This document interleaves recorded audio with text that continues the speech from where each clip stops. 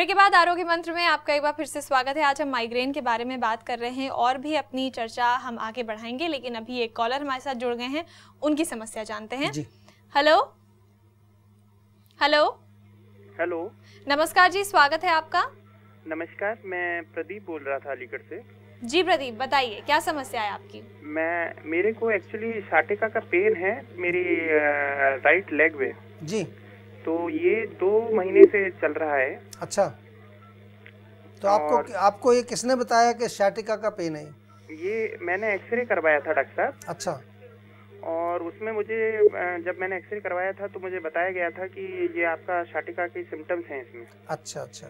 तो फिर मुझे पंचकर्मा के लिए बोला गया जी। तो पंचकर्मा से मुझे काफी आराम मिला। अब मैं चाह रहा था कि मैं इसमें और क्या मतलब इसका फायदा मतलब मेरे को और हो सकता है। देखिए, पंचकर्म आपने करा लिया है, उससे आपको काफ़ी रिलीफ मिला है, बड़ी अच्छी बात है। क्योंकि इस तरह के जो रोग होते हैं, जो कमर दर्द है, सियाटिका का दर्द है, सर्वाइकल स्पॉन्डिलाइटिस है, जोड़ों का दर्द है, इसमें पंचकर्म बड़ा अच्छा जो है रिजल्ट लाता है। और इनिशियली आपको एक स्टार्ट के लिए बहुत अच्छी चिकित्सा है पंचकर्म, लेकिन यहीं पर उसका अंत नहीं होता है, चिकित्सा अभी आगे और चलती है। इसके पश्चात आपको कुछ इंटरनल मेडिसिन आपको खानी चाहिए, जिससे कि जो रोग आपका हुआ है, गृहस्त्री रोग इसको आयुर्वेद में कहा गया है, कि जो हमारी जो नर्व है सियाटिका नर्व, उसमें दबाव के कारण उसमें एक जो है उसका जो वात नाड़ी जो हमारी जिसमें कि वात नाड़ी का संचरण जो होता है, या एक तरह से हम उसको कहें न्यूरोट्रांसमिशन जो होता है, उसमें इफ़ेक्ट पड़ता है। तो पूरे जो आपकी सियाटिका नर्व का जो रूट है उसमें दर्द होता है। तो उसको पूर्ण रूप से ठीक करने के लिए, क्योंकि अभी आपने पंचकर्म कराया, तो इनिशियली क्या होता है कि पंचकर्म से जो वहाँ पर दबाव बना हुआ है, जो वहाँ पर अकड़ाहट बनी हुई है, नर्व जहाँ दबी हुई है, उसमें आपको रिलीफ मिल जाता है। लेकिन असली रोग कब ठीक होगा? जब हम वात का शमन करेंगे, जब हम वात को बिल्कुल शरीर से नष्ट करेंगे, तब आपका रोग पूर्ण रूप से ठीक होगा। और वात को नष्ट करने के लिए आपको वात शामक औषधियाँ आपको खानी पड़ेंगी, जो कि आयुर्वेद में बड़ी अच्छी हैं। बहुत अच्छे प्रकार की और अनेक प्रकार की औषधियाँ आयुर्वेद में दी गई हैं। उनका सेवन भी लगभग आपको 3-4 महीने तो कम से कम करना पड़ेगा। 3-4 महीने, हो सकता है 6-8 महीने भी खाना पड़े, क्योंकि ये रोग जो हैं जब मैनिफेस्ट हो जाते हैं बॉडी में, तो वैसे एक दिन में नहीं हुए, बहुत समय लगता है। धीरे धीरे धीरे धीरे धीरे आयुर्वेद में तो 6 स्टेजेस बताई गई हैं। रोग पैदा होने की 6 अलग अलग स्टेजेस हैं, पहली, दूसरी, तीसरी, चौथी, 5वीं। सबको जब हम निगलेक्ट करते रहते हैं, तब जाके वो रोग का रूप लेता है। 6ठी अवस्था में, वो क्रॉनिक अवस्था में जब रोग आ जाता है, तब जो है ज़्यादातर लोग डॉक्टर के पास चले जाते हैं इलाज कराने के लिए।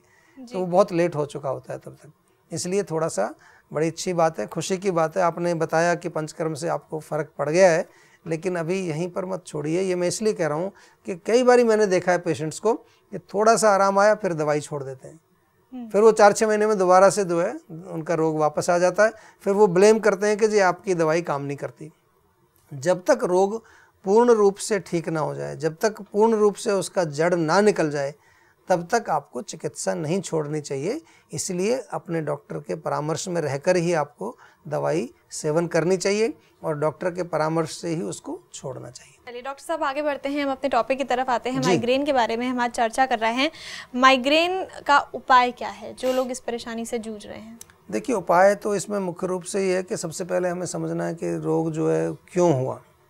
उपाय के बाद हम तो कारण मैंने कई बताए आपको।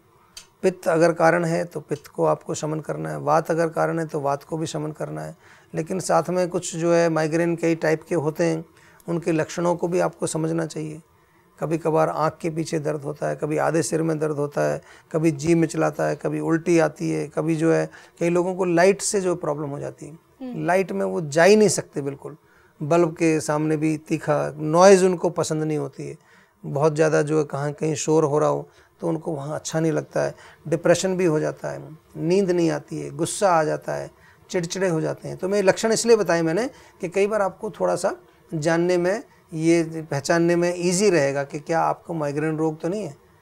और जहाँ तक उपाय की बात है, उपाय इसमें मुख्य रूप से पित्त और वायु का शमन करना। तो शमन कैसे करेंगे? जैसे नाक में आप बादाम का तेल डालें रात को सोने से पहले, उससे आपको काफ़ी रिलीफ मिलेगा। सिर में मालिश करें, उससे काफ़ी रिलीफ मिलेगा। आप जो है इंटरनली जो है पित्त शामक जैसे कि आंवले का आप जो पाउडर सेवन कर सकते हैं, उससे भी आपको काफ़ी फ़र्क पड़ेगा। तो पित्त और वायु के शमन के लिए आपको काम करना है। लेकिन जैसा हमने कहा कि रोग थोड़ा सा कठिन है, मुश्किल रोग है, दवाई तो इसमें खानी पड़ेगी आपको, और दवाई के लिए आपको आयुर्वेदिक चिकित्सक से संपर्क करना चाहिए। बिल्कुल, तो जीवा की शरण में आने से, आयुर्वेद को अपनाने से हम इन बातों को और भी अच्छे से समझ सकते हैं। अभी हम आगे बढ़ते हैं और बात करते हैं हमारे अगले कॉलर से। हेलो। हाँ जी, नमस्कार। नमस्कार जी, स्वागत है आपका। हाँ जी, मैं कृतिका बात कर रही हूँ अम्बाला से। जी बताइए। एक्चुअली मुझे ये पूछना था, मुझे ना थोड़े 10-15 दिन में कोल्ड बहुत ज़्यादा रहता है, कोल्ड रहता है, कफ रहता है। लेकिन ये है थोड़े दिन दवाई ली, उसके बाद फिर दोबारा से 2-3 दिन ठीक रहता है, उसके बाद दोबारा से हो जाता है। मतलब ये प्रॉब्लम कंसिस्टेंटली रहती है हर थोड़े टाइम में। देखिए, इसका मतलब ये है कि आपका जो इम्यून सिस्टम है वो कमज़ोर है। आपको जो हम बार बार समझाते हैं कि अगर आपको रोग बार बार आता है और फिर ठीक हो जाता है, दवाई लेने से ठीक हो जाता है, लेकिन फिर दोबारा आ जाता है, तो इसका मतलब रोग तो अभी ठीक हुआ नहीं, या जहाँ हम कहें अपनी भाषा में कि मूल कारण तो अभी गया नहीं आपका, मूल कारण अभी भी अंदर मौजूद है। और मूल कारण क्या है? आपकी जो है इम्यूनिटी पावर कमज़ोर है। तो इम्यूनिटी को बढ़ाइए, उसके लिए आयुर्वेद में बहुत अच्छी औषधियाँ होती हैं, काफ़ी सारी दवाइयाँ हैं जो आपके सिस्टम के अनुसार दी जाती हैं। लेकिन अभी फ़िलहाल अगर हम देखें मुख्य रूप से तो च्यवनप्राश है, शहद का सेवन आप कर सकते हैं, थोड़ा सा जो है सिर में मालिश कर सकते हैं, या नाक में जो है थोड़ा बादाम का तेल डाल सकते हैं, उससे भी आपको काफ़ी रिलीफ मिलेगा। बिल्कुल, तो प्रॉपर न्यूट्रिशन की ज़रूरत है ताकि आपकी बॉडी की इम्यूनिटी जो है, जो कमज़ोर हो गई है, उसको आप वापस रिटेन कर पाएँ।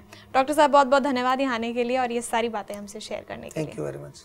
तो आज हमने जाना माइग्रेन के बारे में। तो अगर आपको लगता है कि आप भी इस प्रॉब्लम से सफ़र कर रहे हैं, तो आज जो बातें आपने सुनी है इस शो में, इन बातों को अपनी ज़िंदगी में ज़रूर शामिल कीजिए और माइग्रेन को अपनी ज़िंदगी से जल्द निकाल दीजिए। हमारा हेल्पलाइन नंबर अपने पास नोट करके रखिए, जो है 0129 40 40 40 4। इसके अलावा आप हमें कांटेक्ट कर सकते हैं हमारी वेबसाइट के ज़रिए, जो है www.jiva.com।